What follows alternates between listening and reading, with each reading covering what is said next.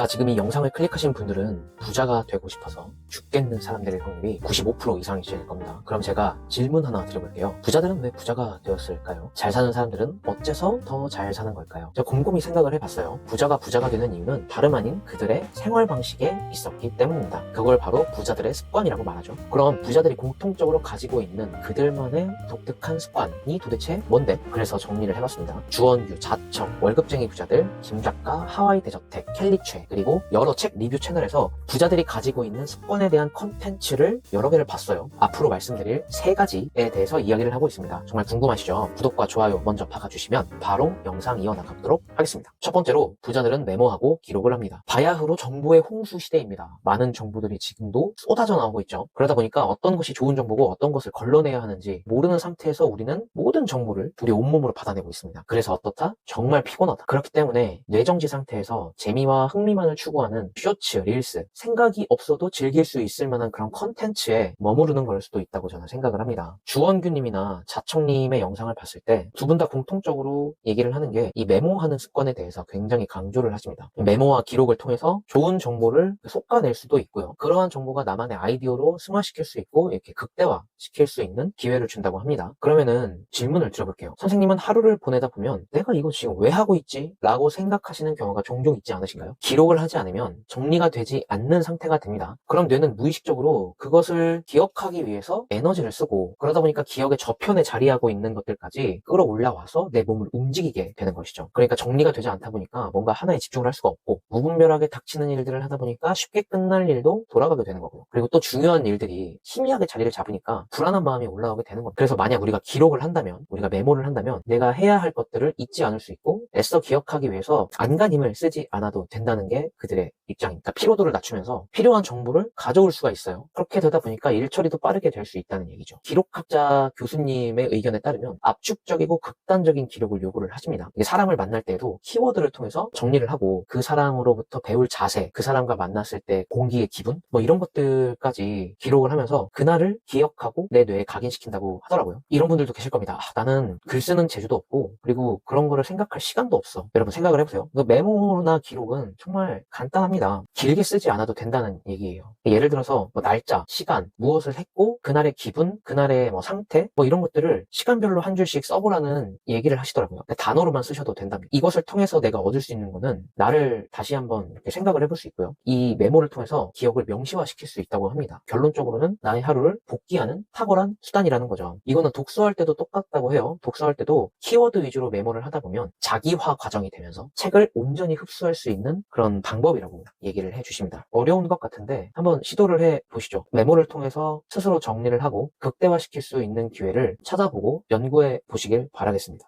두 번째입니다. 명상과 사색의 시간을 가진다. 그 부자들은 그들만의 시간을 매우 중요하게 여긴다고 합니다. 카카오 김범수 의장님은 아침에 일어나서 조깅을 하시고요. 그 조깅을 통해서 하루를 계획한다고 하시죠. 그리고 자수성가의 대표 주자이신 우리 자청님, 하루 10분 정도를 좀 내서 짧게 러닝머신을 뛴다고 합니다. 본인의 그런 어지러운 그런 생각들을 정리를 한다고 합니다. 그럼 도대체 왜 사색과 명상이 중요한 걸까요? 앞서 말씀드렸지만 우리의 뇌는 끊임없이 움직이고 쓸데없는 모든 것까지 기억을 하려고 합니다. 그래서 생각의 정리가 없으면 뭔가 항상 되게 두서없고 질서 없는 그런 생활에 우리가 익숙해지게 되죠. 정작 내가 무엇을 해야 할지 필요한 일을 놓칠 수 있는 것 같습니다. 그래서 명상과 사색을 통해서 나의 삶을 보다 객관적으로 바라보고 내가 계획대로 잘 살고 있는지, 내가 지금 가고자 하는 방향을 잃지 않고 잘 지내는지 점검을 할 수가 있는 것 같아요. 뭐 그렇게 복잡하게 사냐, 나는 닥치는 대로 산다, 내일 뭐 전쟁 날지도 모르는데 뭐 나는 자유로운 영혼이니까 그냥 사색과 명상 같은 거는 그냥 안 할래. 그런 거는 노땅들이나 하는 거야. 맞아요. 그 사색과 명상 진짜 졸라 진부하고 구립니다. 근데 선생님 보세요. 닥치는 대로 살고 그리고 나는 자유로운 영혼이고 뭐 이런 말들이 말이 좋아 그런 단어를 붙이는 거지. 사실 그냥 계획 없이 인생 그냥 막 산다고 할 수 있는 거 아닙니까? 이거는 부자가 되고 안 되고를 떠나서 내 삶의 주체의식이 아예 빵프로인 거나 다름이 없는 것 같아요. 그러니까 아까도 말씀드렸죠. 인생에 있어서 자기화를 시키고 주체화를 시키는 그런 과정이 반드시 필요한 것 같습니다. 맨날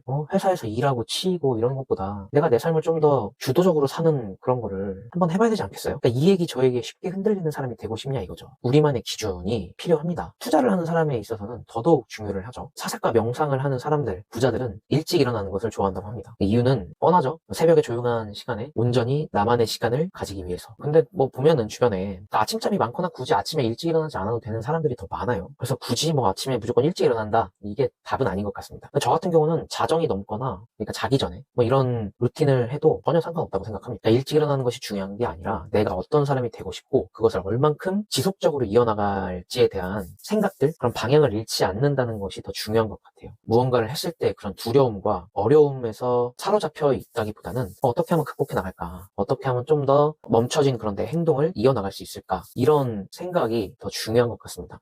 사색과 명상의 시간을 가지려는 분들에게는 그 켈리치님의 채널을 추천드립니다. 명상할 수 있게 뭔가 이렇게 컨텐츠를 되게 많이 만드셨거든요. 자기암시 컨텐츠 같은 걸 통해서 눈 감고 자기 전에 들어보는 것도 어떻게 보면 나한테 집중할 수 있는 그런 시간을 만드는 거라고 저는 생각을 합니다. 한번 들어보세요. 세 번째는 철저한 자기 규제입니다. 자기 규제의 영역은 정말 많아요. 소비 규제도 될 수 있고, 몸이 아파도 해야 할 것을 하고 만다는 행동에 대한 규제도 있습니다. 선생님은 보통 해야 할 일이 있는데 감기 기운이 있거나 아니면 심한 편두통이 있거나 하면 어떠신가요? 그럼에도 불구하고 해야 할 일을 하는 편이신가요? 아니면 다음으로 미루게 되시나요? 주원규님은 많은 사람들이 좋은 걸 알려줘도 하지 않는다고 합니다. 심지어 아픈데 얼마나 하고 싶지 않겠어요? 그죠? 지극히 정상적인 겁니다. 근데 중요한 건 우리 부자들 그렇지 않다는 게 중요하죠. 정말 지독하지 않습니까? 부자들은 핑계 없이 오늘 해야 할 일이라면 반드시 오늘 끝내는 꾸준함과 끈기가 있다고 합니다. 그것이 축적되면 어마어마한 힘이 된다고 이야기를 하시죠. 아주 작은 습관의 힘이라는 책에서 나오는 부분인데, 엄격한 규제를 통해서 이뤄낸 습관들은 그 변화가 비록 미미할지라도 결과는 몇 배 이상의 차이가 난다, 이런 구절이 있는 것 같아요. 그리고 100억대 부자가 된 개그맨 황현희님, 김작가TV에 나와서 이런 얘기를 했어요. 소비에 대한 규제를 철저하게 했다고 하는데 후드티를 사려고 나이키 매장을 갔는데 후드티를 사지 않고 나이키 주식을 사고 왔다, 뭐 이런 이야기도 해주셨습니다. 그리고 이제 투자하고 싶어가지고 뭔가를 사려고 하는데 사면 안 된다고 막 용산 한복판을 뛰어서 사지마 막 이랬다고 하시죠. 진짜인지 아닌지 모르겠지만 아무튼 그만큼 소비, 그리고 나아가서 투자 소비까지, 그런 거에 있어서 자신한테 되게 엄격한 잣대를, 기준을 삼고 있는 것 같습니다. 이런 얘기도 있을 수 있어요. 소비를 안 하게 되면 정말 찌질하게 사는 것 같고 사람들도 못 만나게 되고, 그럼 자연스럽게 나는 왕따가 될 건데, 저도 그렇게 생각하는 사람 중에 한 명이거든요. 근데 돌이켜보면 우리가 지금 어떤 걸 원하고 있나요? 다른 사람보다 그래도 좀 부자가 되기를 원하고 있죠. 돈 많이 벌고 싶어 하고, 뭐 여러 채널에서 얘기하는 게 이겁니다. 남들이 가고 있는 방향을 똑같이 가면서 다른 삶을 원하고 있나? 너는 도둑놈 신봉가? 사기꾼 신봉가? 뭐 이렇게 얘기를 하죠. 자연스럽게 왕따가 됐다고 해요. 근데 그렇게 되면 머릿속에 성공해야 한다는 그런 생각들이 온전하게 자리 잡을 겁니다. 그죠? 그리고 성공했을 때 나를 쌩까는 사람이 있을까요? 물론 그 과정이 매우 어렵죠. 정말 이론적인 부분이니까. 하지만 한 가지 분명한 건, 10이면 10명이 돈이 있어서 불행한 것보다 좋은 일이 더 많다는 것이 압도적이지 않을까. 그 월급쟁이 부자들 TV에서도 많은 부자들은 처음에 소비를 줄이고 종잣돈을 모았다라고 얘기를 해주시죠. 너나이님께서도 인생을 다르게 만들려면 전혀 다른 절차가 필요하다라고도 얘기를 했습니다. 이거는 적극적으로 뭔가 실행하는 힘도 포함할 수 있을 것 같아요. 뭔가를 할 때 걱정부터 앞서거나 어렵고 두려운 마음이 먼저 드는 사람들이 있을 겁니다. 저도 그랬고, 유튜브 같은 걸 시작할 때 그 뭐 유튜브 하면 욕먹을 게 뻔한데 뭐 얼굴 팔리는데 뭐 오만 가지 핑계를 대는 사람들이 있어요. 그런 사람들이 있는 반면에 그것을 깨부시고 실행하는 사람이 있다는 겁니다. 그렇죠? 그래서 장기적인 성공을 위해서는 그런 단기적 고통은 충분히 견딜 수 있지 않을까라고 마지막으로 말씀을 한번 드리고 싶네요. 할 수 있습니다, 여러분. 화이팅 한번 해보시죠.